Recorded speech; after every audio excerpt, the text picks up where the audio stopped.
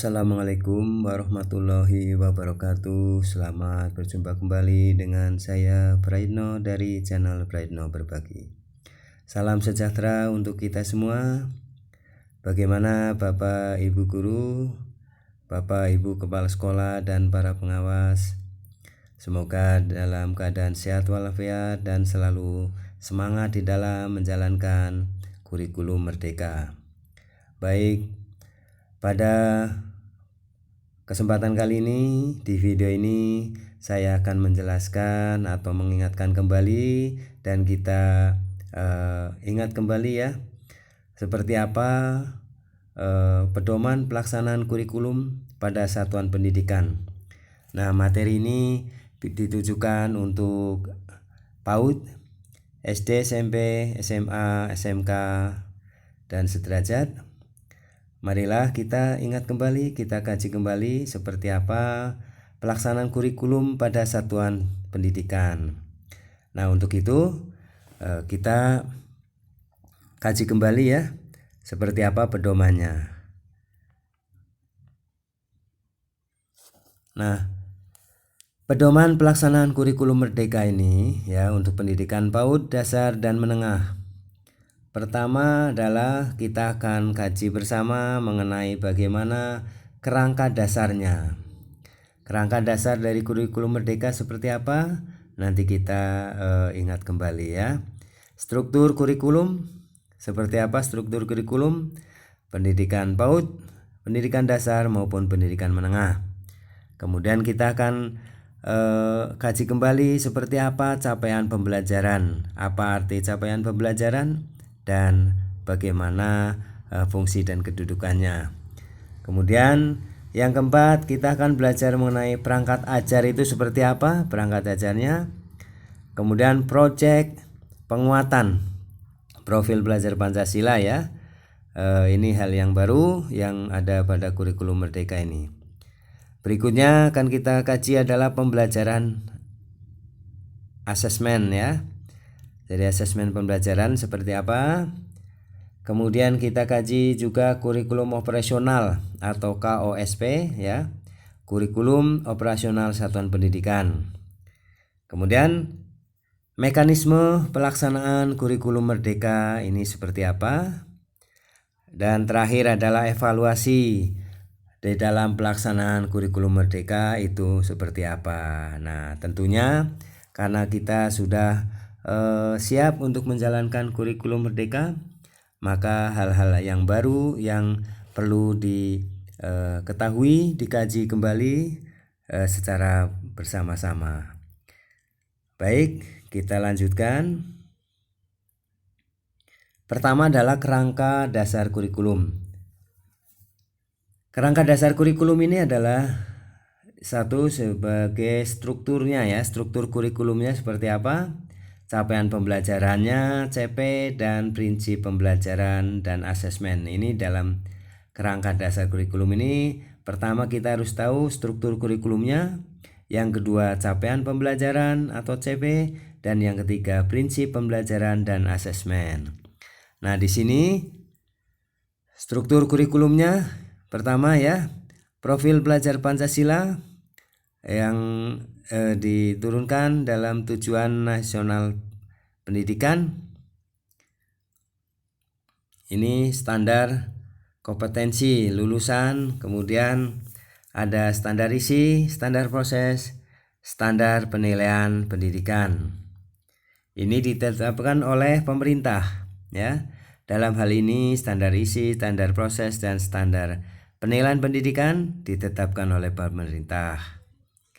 Yang berikutnya diturunkan adalah struktur kurikulum, kemudian capaian pembelajaran, dan prinsip pembelajaran serta asesmennya.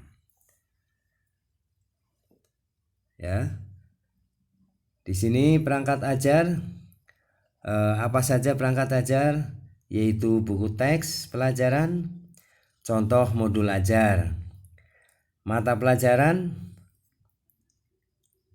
ya maksudnya modul ajar mata pelajaran, contoh panduan proyek profil pelajar Pancasila, dan contoh kurikulum satuan pendidikan. Ini ya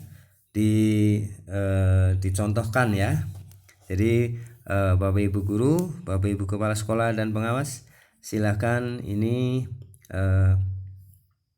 hal-hal yang perlu diketahui ya. Perangkat ajarnya ini sudah dicontohkan. Bapak Ibu guru bisa mengedit ataupun merevisi ya dari modul ajar yang sudah digunakan dari sekolah penggerak atau guru-guru penggerak yang sudah dilaksanakan pada tahun 2021. Adapun modul-modul ajar ataupun perangkat ajar kurikulum merdeka dari channel Praetno Berbagi adalah sebagai referensi ya buat Bapak Ibu guru menyusun perangkat ajar secara mandiri. Nah, kita waktunya adalah untuk melaksanakan sambil belajar dan kita membuatkan perangkat ajar sesuai dengan karakteristik sekolah masing-masing. Kita lanjutkan ya, inilah kerangka dasar kurikulum. Kita lanjutkan tentang struktur kurikulum seperti apa. Struktur kurikulum merupakan pengorganisasian atas capaian pembelajaran, muatan pembelajaran, dan beban belajar. Pemerintah mengatur muatan pembelajaran wajib beserta beban belajarnya. Satuan pendidikan dan atau pemerintah daerah dapat menambahkan muatan tambahan sesuai kebutuhan dan karakteristik satuan pendidikan dan atau daerah. Pembelajaran dibagi menjadi 2 kegiatan utama, yaitu pembelajaran reguler atau rutin yang merupakan kegiatan intrakurikuler, dan 2 proyek penguatan profil belajar Pancasila. Nah, untuk PAUD di sini strukturnya adalah struktur pembelajarannya, capaian pembelajaran pada jenjang PAUD terdiri atas 3 elemen. 1. Nilai agama dan budi pekerti. B adalah jati diri, dan C dasar-dasar literasi, sains, teknologi, rekayasa, seni, dan matematika atau STEM. Kegiatan bermain belajar yang terpadu ya dengan 1050 menit per minggu. Untuk SD, struktur kurikulum SD dibagi menjadi 3 bagian atau 3 fase. Fase A untuk kelas 1 dan kelas 2, fase B untuk kelas 3 dan kelas 4, dan fase C untuk kelas 5 dan kelas 6. Proporsi beban belajarnya ya di sini pembelajaran intrakurikuler, proyek penguatan profil belajar Pancasila ya 20% beban belajar. Nah, untuk SMP, struktur kurikulum SMP terdiri atas 1 fase, yaitu fase D. Fase D yaitu untuk kelas 7, kelas 8, dan kelas 9.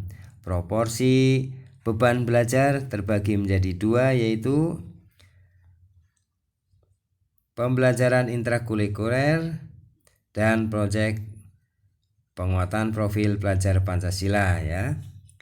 SMA, struktur kurikulum SMA terdiri atas 2 fase. Fase E untuk kelas 10 dan fase F untuk kelas 11 dan 12 ya.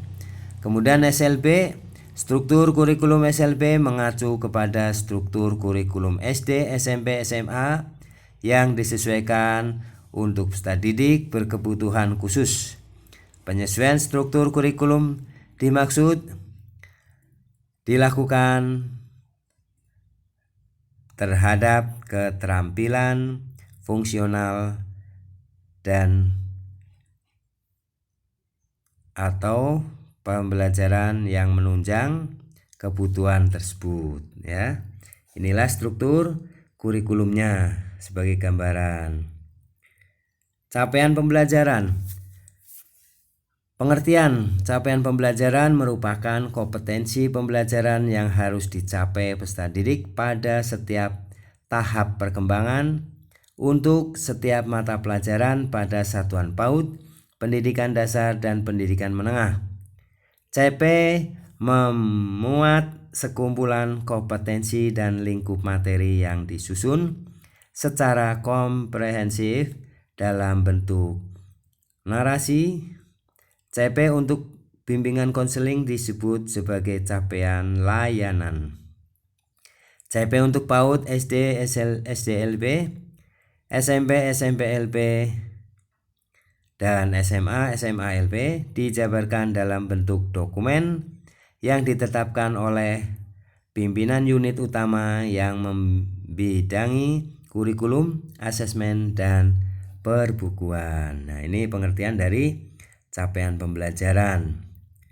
Kemudian pembelajaran asesmen ini keterkaitan kurikulum, pembelajaran, dan asesmen.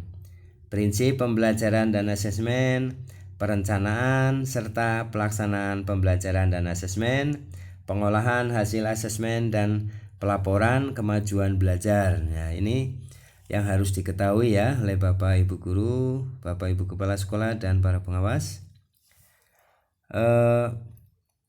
Ketentuan lebih lanjut mengenai pembelajaran dan asesmen diatur dalam panduan yang ditetapkan oleh pemimpin unit utama yang membidangi kurikulum, asesmen, dan perbukuan.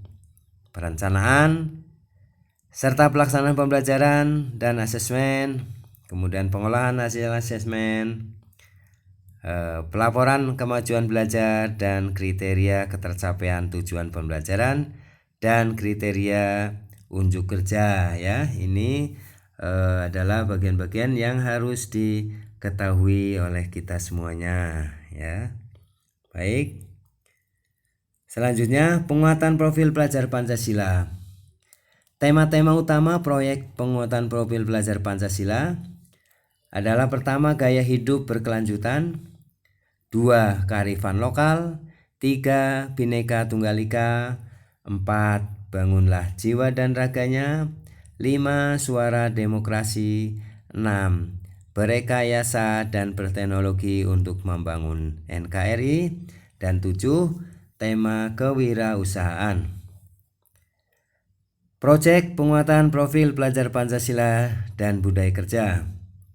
Proyek penguatan profil pelajar Pancasila dan budaya kerja P5BK merupakan kegiatan pembelajaran berbasis proyek yang diampu oleh beberapa guru dalam satu tim.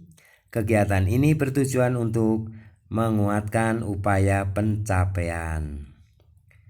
1. Perencanaan dan pelaksanaan proyek penguatan profil pelajar Pancasila dan budaya kerja. 2. Pengolahan hasil asesmen proyek penguatan profil pelajar Pancasila dan budaya kerja. Dan 3. Pelaporan proyek penguatan profil pelajar Pancasila dan budaya kerja. Nah, ini hal-hal yang harus diketahui di dalam kurikulum Merdeka, yaitu pada permasalahan mengenai penguatan profil pelajar Pancasila. Nah, ini ya sebagai gambaran nih. Di dalam kurikulum Merdeka ya, ada juga perangkat ajar. Seperti apa perangkat ajar di dalam kurikulum Merdeka? Perangkat ajar merupakan berbagai bahan ajar yang digunakan oleh guru dan pendidik lainnya dalam upaya mencapai profil pelajar Pancasila dan capaian pembelajaran. Perangkat ajar meliputi buku teks pelajaran, modul ajar, video pembelajaran, serta bentuk lainnya. Pendidik dapat menggunakan beragam perangkat ajar dari berbagai sumber dalam 1 tahun ajaran. Perangkat ajar terdiri dari pertama modul ajar, kedua modul proyek, dan ketiga adalah buku teks ya. Jadi Perangkat ajar yang perlu Bapak Ibu guru ketahui dan miliki adalah modul ajar, modul project, dan buku teks. Ya, ini minimal ya, harus dimiliki. Baik, berikutnya yang ada di dalam kurikulum merdeka yang Bapak Ibu guru perlu pahami ya, adalah kurikulum operasional satuan pendidikan atau KOSP. Nah, ini adalah jantungnya dari proses pendidikan di sekolah ya.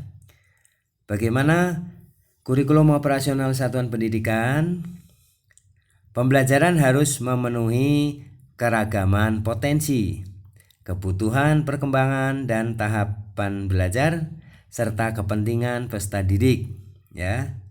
Ini berpusat pada peserta didik, ini prinsip-prinsipnya ya. Jadi kita di dalam kurikulum merdeka ini paradigma baru, yaitu pertama berpusat pada peserta didik. Yang kedua, kontekstual ya, menunjukkan kekhasan dan sesuai dengan karakteristik satuan pendidikan dan peserta didik serta konteks sosial, budaya, dan lingkungan. Ketiga, esensial. Nah, di dalam KOSP kurikulum merdeka itu sifatnya esensial, yaitu artinya memuat semua unsur informasi penting atau utama yang dibutuhkan dan digunakan di satuan pendidikan. Batasan yang digunakan bahasa yang digunakan lugas, ringkas, dan mudah dipahami ya. Ini dalam rumusan kurikulum operasional satuan pendidikan yang Bapak Ibu guru susun dan dengan kepala sekolah dan komite. Nah, tentunya dengan pengawasan bimbingan oleh pengawas. Ini adalah esensial ya. Tadi pertama berpusat pada peserta didik, kedua kontekstual, ketiga esensial. Nah, keempat adalah akuntabel. Artinya apa? Dapat dipertanggungjawabkan karena berbasis data dan aktual. Nah, ini akuntabel. Dan kelima adalah melibatkan berbagai pemangku kepentingan. Pelibatan komite satuan pendidikan dan berbagai pemangku kepentingan antara lain orang tua, wali, organisasi, dan masyarakat di bawah koordinasi dan supervisi Dinas Pendidikan ya. Baik, kita teruskan. Yang berikutnya adalah mekanisme implementasi kurikulum merdeka. Nah, bagaimana mekanismenya? Satuan pendidikan yang memilih kurikulum merdeka dapat mengimplementasikannya melalui 3 opsi. Nah, Bapak Ibu guru, kepala sekolah ya, termasuk yang mana dalam kategori opsi implementasi kurikulum merdeka ini? Opsi yang pertama ya, yaitu menerapkan beberapa bagian dan prinsip kurikulum merdeka tanpa mengganti kurikulum satuan pendidikan. Nah, ini merdeka belajar ya. Kemudian yang kedua opsinya adalah menerapkan kurikulum merdeka dengan menggunakan perangkat ajar yang sudah disediakan oleh pemerintah pusat. Nah, ini terutama sekolah-sekolah penggerak ya, karena sudah disiapkan. Yang ketiga opsinya adalah menerapkan kurikulum merdeka dengan pengembangan berbagai perangkat ajar oleh satuan pendidikan ya. Ini merdeka berubah ya, merdeka berbagi. Baik, kita lanjutkan. Yang terakhir adalah evaluasi kurikulum pada satuan pendidikan. Seperti apa evaluasi kurikulum pada satuan pendidikan? Pelaksanaan kurikulum merdeka. Ya, pertama, evaluasi dilakukan terhadap komponen pembelajaran pada satuan pendidikan pelaksana kurikulum merdeka, yaitu 1. Kerangka dasar kurikulum terdiri dari CP, struktur kurikulum, dan prinsip pembelajaran dan asesmen. 2. Perangkat ajar yang terdiri dari buku teks pelajaran, modul ajar, dan pembelajaran melalui proyek untuk penguatan profil belajar Pancasila. Ketiga, kurikulum operasional satuan pendidikan. Nah, ini perlu dievaluasi ya. Kemudian evaluasi dilakukan terhadap komponen pembelajaran pada satuan pendidikan pelaksana kurikulum merdeka, yaitu Dinas Pendidikan, Komite Satuan Pendidikan, Dewan Pendidikan, dan masyarakat. Nah, ini ya tentunya pelaksanaan ini ya implementasi kurikulum merdeka harus dievaluasi ya. Baik. Ya, demikian ya. Bapak Ibu guru, Bapak Ibu kepala sekolah, dan para pengawas. Inilah gambaran ya mengenai seperti apa pelaksanaan kurikulum merdeka ya yang harus dilaksanakan oleh satuan pendidikan dalam rangka pemulihan pembelajaran ya. Baik, terima kasih. Semoga gambaran tentang pedoman pelaksanaan kurikulum merdeka ini menjadikan wawasan Bapak Ibu guru, Bapak Ibu kepala sekolah, dan pengawas agar sedikitnya kita akan melaksanakan kurikulum merdeka ini dengan penuh semangat dan dengan bermodalkan pengetahuan, pengalaman, dan kompetensi untuk pengembangan kurikulum merdeka. Semoga implementasi kurikulum merdeka ini dapat terlaksana dengan lancar dan kita akan mencapai tujuan pembelajaran yang menjadi tujuan kita semua ya, kemajuan pendidikan Indonesia. Terima kasih, semoga bermanfaat, dan dukung selalu channel Praetno Berbagi. Silahkan tonton video yang ada di channel Praetno Berbagi dan manfaatkan, serta bisa memintakan filenya secara gratis. Demikian, semoga bermanfaat. Assalamualaikum warahmatullahi wabarakatuh.